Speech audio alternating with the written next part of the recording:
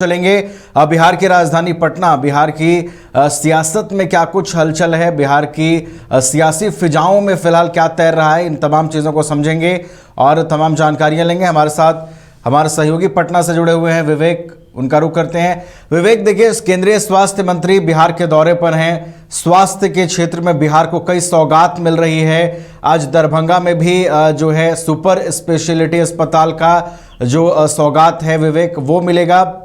आज क्या कुछ पूरा कार्यक्रम है केंद्रीय स्वास्थ्य मंत्री का, विवेक? जी बिल्कुल। जेपी नड्डा केंद्रीय स्वास्थ्य मंत्री 2 दिवसीय के दौरे पर बिहार में है और ऐसे में आज उनका आज दूसरा दिन है और ऐसे में आज वो पीएमसीएच के साथ साथ जो बात कर लिया तो गुरुद्वारा जाएंगे। पीएमसीएच में सबसे पहले जो देश के दूसरे अस्पताल बन रहे हैं उसका निरीक्षण करेंगे, बिल्डिंग का। उसके बाद जो है दरभंगा का उनका कार्यक्रम है। दरभंगा में जो एम्स का जो जमीन अधिग्रहण मिली है सरकार की तरफ से, जो मंजूरी मिली बिहार सरकार के द्वारा मंजूरी मिली, उसके बाद वो जमीन पर जो एम्स बनाने की जो है प्रक्रिया जो है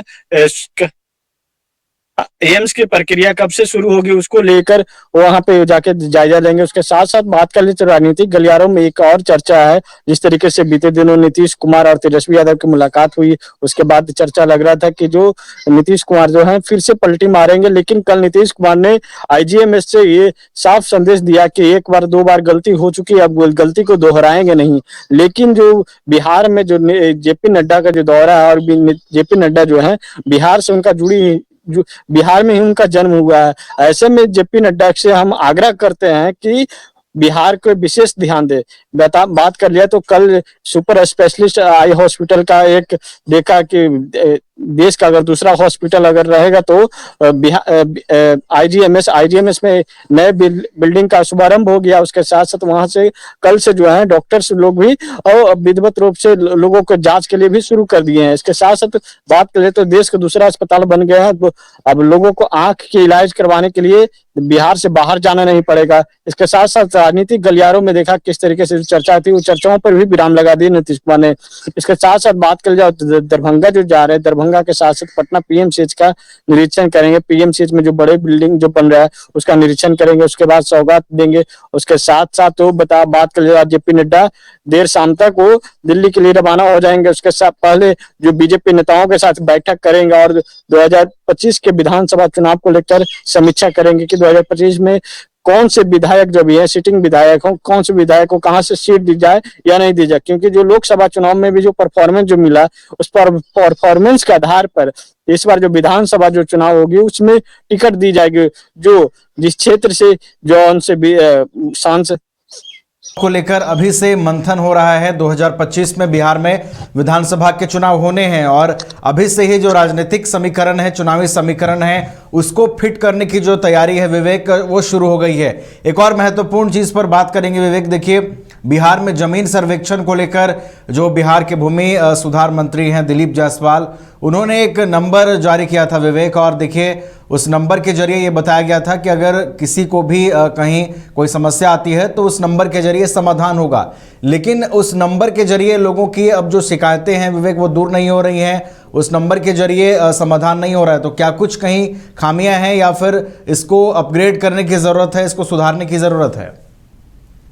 जी बिल्कुल। बीते दिनों ही हम दिलीप जायसवाल से, भूमि सुधार राजस्व मंत्री हैं दिलीप जायसवाल, और साथ साथ बात करें जो बीजेपी के प्रदेश अध्यक्ष हैं, लेकिन जो उनके ही विभाग से जुड़ी मामला है जमीन सर्वे का। जमीन सर्वे को लेकर उनसे जब बातचीत की हमने कि कई शिकायत जो आ रही है उसको लेकर उन्होंने साफ तौर पर कहा कि शिकायत को जल्द निवारण कर लिया जाएगा। सरकार 130 सालों के बाद इस तरीके से पीड़ा उठाई है कि जो जमीन सर्वे है, जमीन सर्वे को कर लिया जाए। क्योंकि जो कही जाए तो कई जो पुराने ऐसे जमीन है जिसका न तो कागजात है न ही उसका वंशावली है, ऐसे में उस जमीन को लेकर किस तरीके से और जो जिस जमीन के मालिक है उनको कैसे मिले, इसको लेकर जो सरकार है तैयारी की हुई है। लेकिन जो टोल फ्री जो नंबर जारी किया गया, अगर शिकायत होती है तो आप इस नंबर पर शिकायत करें। लेकिन वो जो टोल फ्री नंबर, वो टोल फ्री नंबर सिर्फ एक दिखावे के लिए, जो कही जाए तो मीडिया में और चाहे पब्लिक में एक दिखवाने के लिए होता है कि हम टोल फ्री नंबर जारी कर रहे हैं, उस टोल फ्री नंबर पे कोई काम नहीं हो रहा है। और बात कर लिया तो चाहे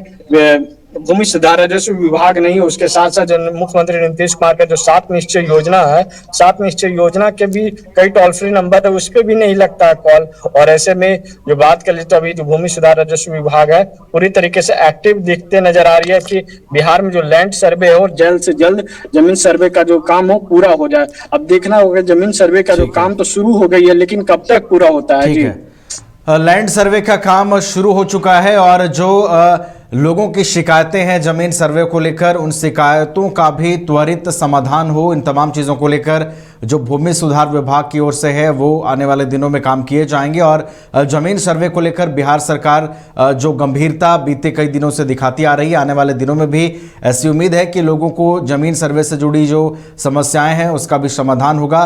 बहुत बहुत आपका धन्यवाद विवेक, हमारे साथ जुड़ने के लिए, तमाम जानकारियों को साझा